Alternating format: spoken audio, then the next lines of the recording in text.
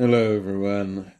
Forgive me if I sound just a bit different. That's because I'm trying to overcome a cold that has just befallen me, and I have a bit of a stuffed up nose. I've always had sinus issues, but nothing quite this bad.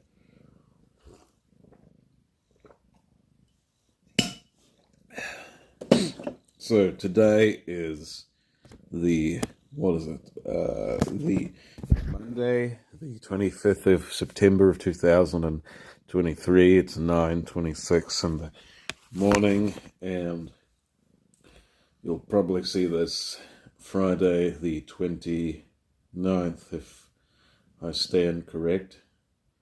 So this video I'm making because, well, over the years I have gotten this question, and it's proved very difficult for me to answer of late, mainly because, well, in terms of music, I've listened to quite a lot in numerous different genres, but primarily this music that I've been listening to was mostly of the older variety within the past 50 to 60 years. With a few exceptions from the past, I don't know, 15, 20 years. And I suppose, really, I could give you a brief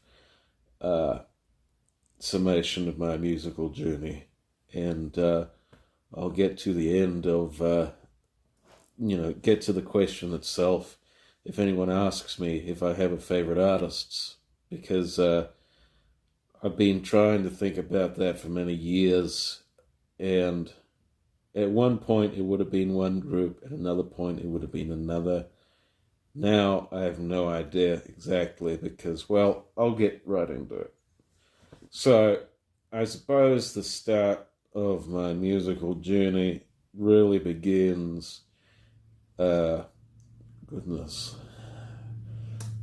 in, before I could really even process what music was, when my mother and father would play Ray Charles tracks for me out of a CD that they'd basically gotten, and I suppose it was around the time that film had come out, around 2004 or so. And, apart from that and this local radio station that used to play the oldies from the 50s until the mid-70s, which I made a whole video about. You can click a link in the description in which I talk about it. Apart from those two things, that's all I would listen to back then. And it was all very fine and well. I was sort of one of those children who thought that most things that were old had just generated when I first heard them. How some people think the universe had began when they were born and such. I was very much the same way when it came to music and art and things. One other thing that I remember quite particularly is that I thought that back in the 30s and 40s, when the films were in black and white, I thought that everything was black and white in real life. A very odd thought for a child to have. But anyhow, so I would listen to that and such, and I remember very distinctly listening to a block that this particular radio station had called the 70s at 7. And during the summers, I used to go up to my grandmother's house to spend the day with her and such and all that, whilst my mother was at work. And on our way home, we would leave pretty much at 7 o'clock. And the drive home was about an hour and change. And basically all we would listen to was the 70s at 7. So I have these fond memories of basically listening to all of this 70s music uh, on my way home from Grammys, having a wonderful time there, and that's really what I associate most of that music with, just happy times as a child, which is part of the reason why I have a great appreciation for that. Also, mainly the 60s, because they used to play on the way up in the mornings. So naturally, with that in mind, that grew to be primarily the music I would listen to as a young adult. And I did hear in passing some of the songs that of the day that my other peers were listening to. I gloried in them a little bit, but I didn't necessarily understand them because they were not in line with much of what I'd listened to back then.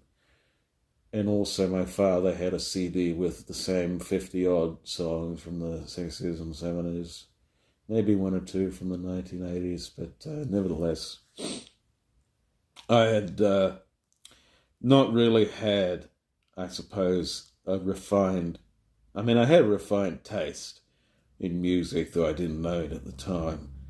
But I suppose you could say I couldn't delineate which artist would have been my favorite, because there was really sort of just a whole glut of different artists in that whole genre, or that whole period of musical composition. Until around, I don't know when this was, or maybe the time I was 13 or so, my brother had gotten me into this group. Now, my brother, he appreciates much of the music that I was talking about that played on this station, and had liked it very much, but he had basically branched off into his own musical journey, and he had introduced me to this group called Queens of the Stone Age, and essentially what they are is, I suppose they're sort of, I don't know if you call them hard rock or grunge rock, or I don't know exactly what it is, but nevertheless, there's very good lyrics and also some very good instrumentation, and it was at an age where it made a profound impression upon me, and it was really the only band that my brother had gotten me into that I actually really liked and that I listened to consistently, and from whom I anticipate new releases. And apart from all of the previous music I described, I decided to listen to those people and such. And then high school came along, and the big thing really there was ingratiating yourself to the music that is known by the dubious distinction of classic rock, because to be honest with you, I think nowadays classic rock extends to the 90s and 2000s, some balderdash like that. It's ridiculous, to be honest, how bad it's gotten. Anything is considered bloody classic rock, and anything's considered an oldie. I mean, goodness gracious, I could make a whole video just on the degradation of the term oldie and what those might mean to some people. I mean, it is so ridiculous how far the world has fallen in terms of music and what is what nowadays. And so I had been weaned off of the real oldies and had been getting into this other group. And I listened to, I don't remember all these groups' names, to be honest with you, but the one that I remember particularly well is The Cream, who is the group from which Eric Clapton had sprung, which is my favorite, I suppose, British invasion, although they sort of stayed in England, didn't they? Nevertheless, my favorite British pop rock group from the 60s. And then also the Doors, which, to be honest with you, upon further inspection, the Doors really seem to be just a bit overrated, I find. I certainly prefer the Cream much better in terms of lyrical composition, as well as just having more pleasant tunes to listen to. But nevertheless, I was listening to them at the time and really just didn't seem to find anything else of interest outside of the whole genre, pretty much. And I think also at that time, the radio station had given way to the 1980s and basically played nothing but 1980s, and it basically had become dead to me after that point. And as I said, I've done a whole video about that called Pacific Radio Fire. It was a snack and a story, and I explained the whole business and just how it went downhill after I became a teenager and such and all that. So never mind. That's all I'll talk about it. But anyhow,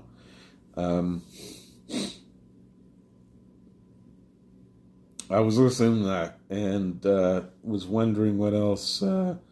Was trying to also get in retaliation to the whole radio station collapsing. Well, not collapsing. It may as well have collapsed because of the whole, as I said, transition to the 80s. But with the whole, in retaliation to the whole degradation of the radio station. Goodness, that rhymed now, didn't it?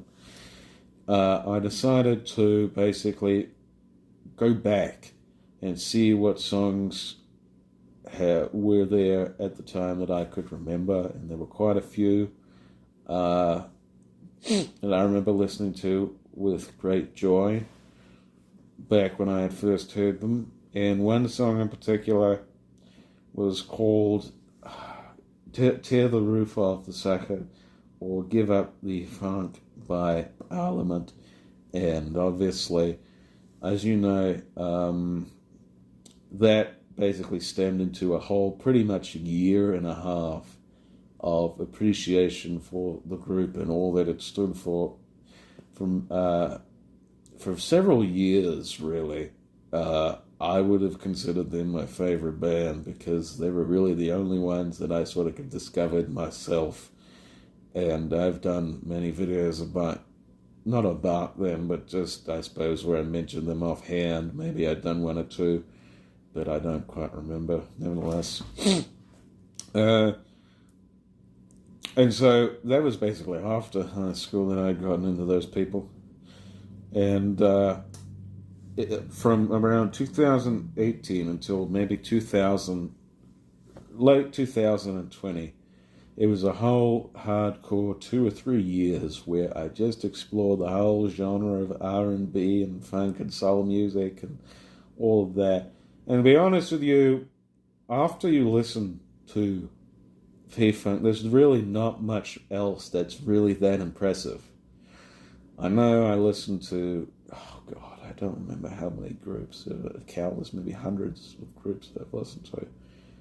I know that I've done a few reviews of albums of these people. I just can't remember. I know I did Betty Davis, and I liked, but I wouldn't say she's a favorite, really. Let's see, who else is there?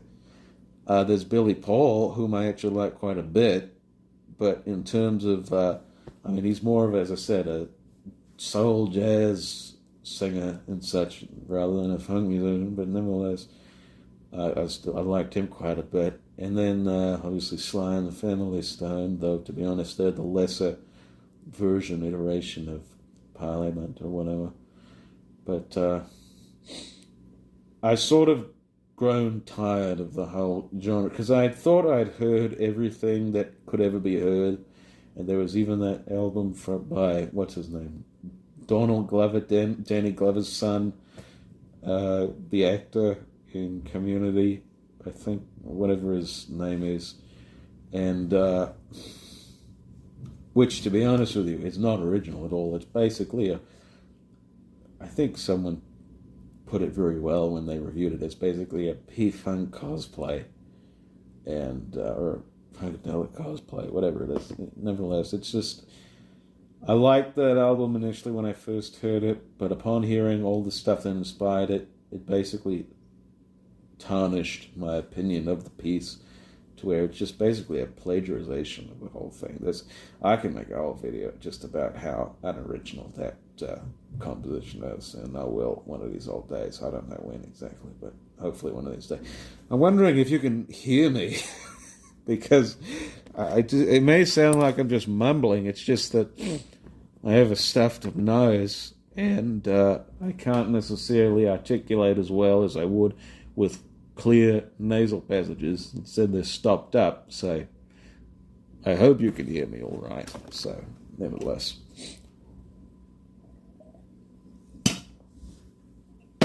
So, I listened to a number of, and of course there's Stevie Wonder and Hot Chocolate and those people. I've listened to a number of musicians in that field and really sort of got burnt out with the genre and wanted something new. But I didn't necessarily want to get into rock because I found that basically everything was played out over the airwaves a bit much, and to the point where it was almost ad nauseum that they would be playing these bloody tracks. And really, I just wanted no part of it. And so it came to me when I had made a video, and I'll leave a link down in this description for it if it's still visible to the public. It might not be because I unlisted it for whatever reason, but it may be, I don't know. But I made a video called Every Parliament Funkadelic Album as Portrayed by SpongeBob. That was a big thing back in the days where you'd just take whatever number of things and put together clips from the series SpongeBob SquarePants that basically encapsulated a particular medium or whatnot, and it was supposedly humorous. And I did that, and someone had actually commented on that video and asked me if I could do a Frank Zappa albums portrayed by SpongeBob. And I had said, well, I'll see what I could do. This was before, this was during my whole funk phase when I was listening to nothing but it. Before I got worn out on it, and I was basically averse to any other genre music. And basically, I'd heard of this fellow, Frank Zappa, in passing. I'm pretty sure I heard some stuff off of Freak Out, Mainly Trouble Every Day, back in, what is it called? Back in 2017 or whatever, when I was listening avidly to classic rock, mindlessly even. And I was aware that he was primarily, at least on the far more experimental side of the whole rock thing, but I didn't necessarily know what to expect from him. Because when I had first listened to Funkadelic, that was the best rock music I had listened to. I had reservations about it because it was said to be like other rock music, but really, to be honest, it surpasses any rock music that's ever come out during that time at all. And how wrong was I? Because when I didn't listen to the albums in order. I first picked up, I believe, Overnight Sensation, which I loved, and I almost sort of got the opinion that they ripped this off, George and his mob. They ripped that off heavily. I mean, Dirty Love is basically Red Hot Mama, except with different lyrics. I'm surprised no one got sued, if you know what I'm saying. Then also, I just, I listened to that, and also Apostrophe, which I thought very well of. Basically, to be honest with you, I was under the impression, because people kept comparing George Clinton and Frank Zappa, I thought they would be very similar musicians, and for the most part, just based off those two albums, they were. And but then I listened to Sheikh Yerbati, and I was sort of turned off by it because of just how rocky it was, and also because of the sort of ribald sensibility of the lyrics, which I didn't know was meant to be satire. I just thought it was just in earnest because it's like, I don't know, it's really profane, to be honest. But anyhow. So that was about maybe the latter months, maybe latter 2-3 months of 2020 that I had started listening to Frank. And then I didn't really listen to much up until really January of 21. And then I decided just to go, well, I've listened already to 3 of his albums, and I seem to like him well enough, except for the rock thing on Sheikh Yerbati. But, or Yerbati, whichever it's called. Why don't we just give him another chance? And so I decided to listen to basically the whole of his discography, from the early Mothers up until basically Jazz from Hell. And I started from, as I said, January of 21 until basically like maybe May or June of 21. And the main thing that I gleaned from that listening experience was that here was a man that was composing music during the time that the music that I listened to growing up was recorded, yet there was a certain maturity to it that was absent from much of that music, and a certain sophistication that is not to be found anywhere else. That it sounded very much like the music I grew up with, yet it was a bit, as I said, there was a bit more sophistication, a bit more maturity, arguably some immaturity as well. In fact, I think that Freak Out is way better than anything produced in the 60s by anyone at all, to be honest with you. It's better than anything by The Cream. And in fact, not many people recognize this, but that very album inspired the Beatles to produce, what's it called? Sgt. Pepper's. Almost forgot the name of the album. But nonetheless, I could talk about my whole history with the Beatles. That's for a separate video, but needless to say, I've listened to too much Beatles, more than I wanted to, and not of my own free will, let's just say. So, basically, I was sort of into this, satirical humor that was posited by Frank Zappa, and, I thought it was basically the best thing ever. I thought it was better than Parliament Funkadelic or P-Funk, whatever you want to call it. And really, there's nothing else that could compare to it. And I didn't really know where else to go from that point on.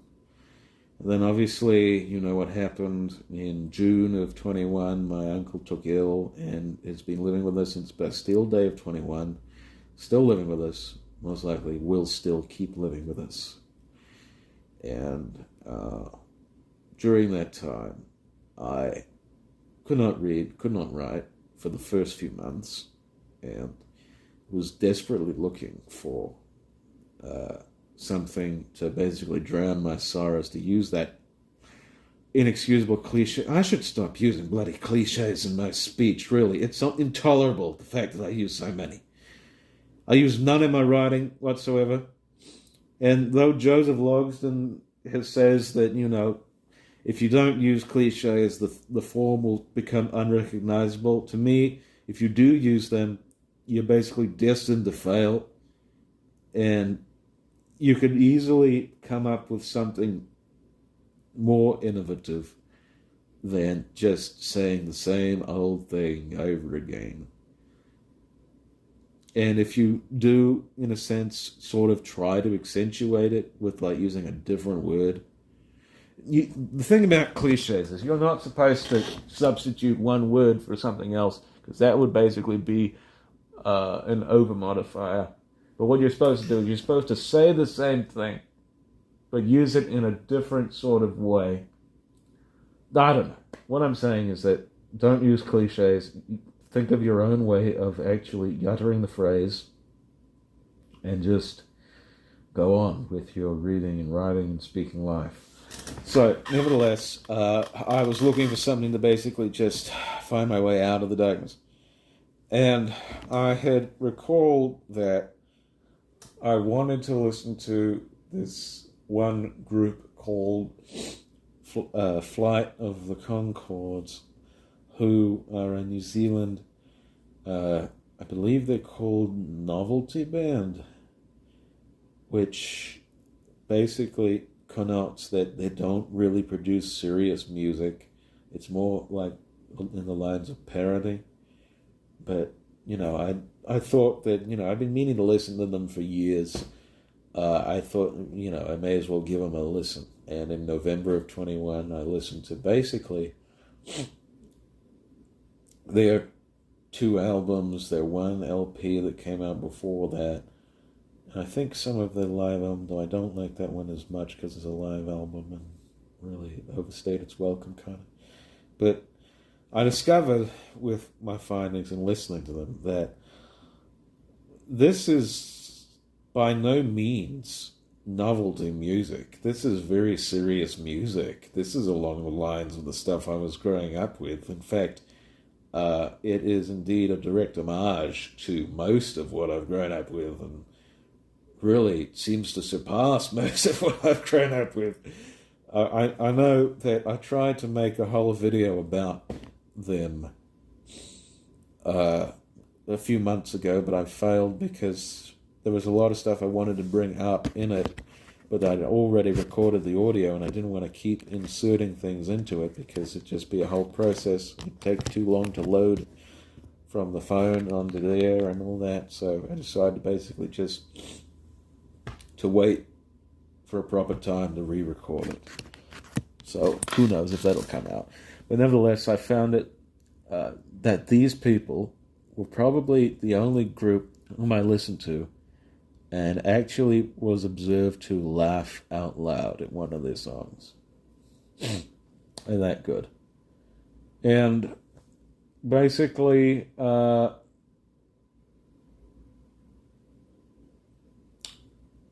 started to see similarities between their music and the music I've listened to over the years.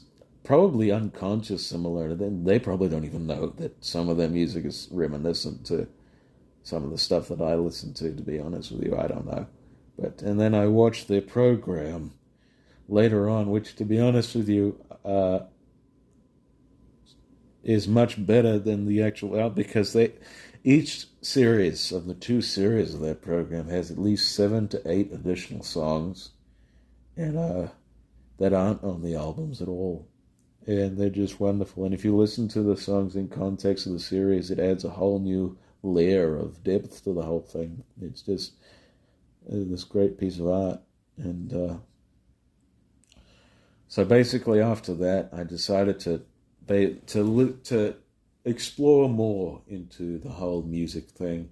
And then I listened to, Josephine was telling me about this group back in, pretty much around the time of 2020 or so. And she listened to this group called King Crimson, who had basically been one of the driving forces behind progressive rock, then called prog rock. I was one of those people, I probably am the only person who thought this, but I thought prog rock was, I thought you were just talking about Prague, as in the city of Prague in the Czech Republic.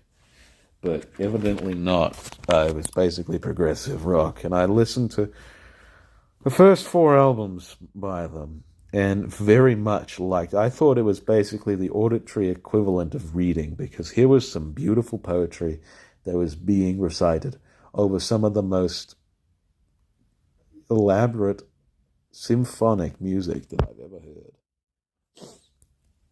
And those first 4 albums, from In the Court to Islands, are some of my favorites. The rest, not so much. That, to be honest with you, they sort of... Those first 4 are King Crimson. The rest are a band named King Crimson, if you know what I'm saying. They sort of had... they're sort of... I don't want to call them a tribute band, but they're basically a band that had taken the name King Crimson, had, music they thought would be better or worse or whatever. That was inspired by them and basically took the name there and assumed the position. That's what I think of them. Although, to be honest, my favorite song by them is We'll Let You Know, which is a great instrumental. So, I don't know, I guess I'm a hypocrite. Who knows? And I didn't really listen to much after that. I don't quite remember. I was listening to other things, and then in 2023, I was 22 that I had found the group King Crimson. In 2023, I discovered the group Gentle Giant, whom is also a progressive rock group. And to this day, I have come across no group who has nearly as intricate of compositions or deftness of skill as this group right here. This is perhaps the best band that's ever existed, the most musically complex band of all time, and really all of their albums, except for the last 3, are golden. And I can't necessarily pick which one would be my favorite out of those albums, because they're all so good and listenable and just real literature. I know I called Octopus basically the auditory equivalent of living literature, because that's basically what it is. And the fact that these people were even inspired by literature to create some of these tracks. For instance, Rabelais and Camus and all of that, it just adds more merit to them. And so I figured that they would be my favorite group for a while. And I thought none can outlast these people. And then, obviously, I haven't talked too much about this particular fellow, but Sun Ra, of avant-garde jazz composer and musician and such, from the planet Saturn.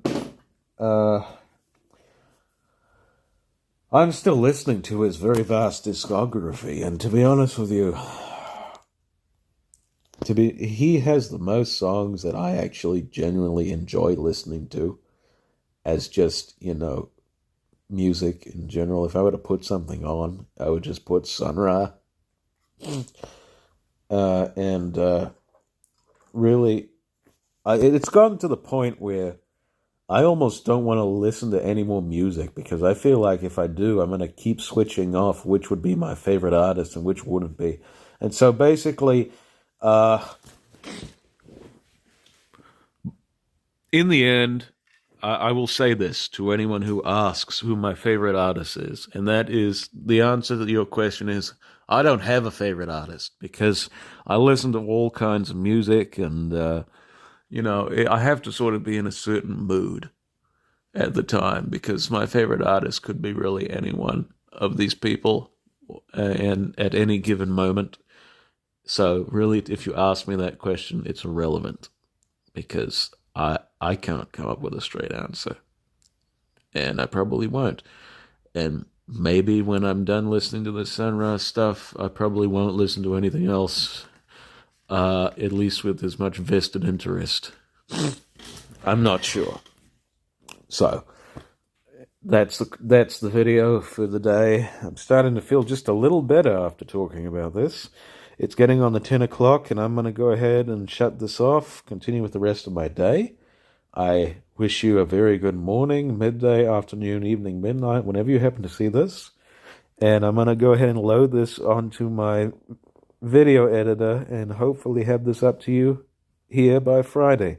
So thank you very much, and we'll see you soon. Cheers.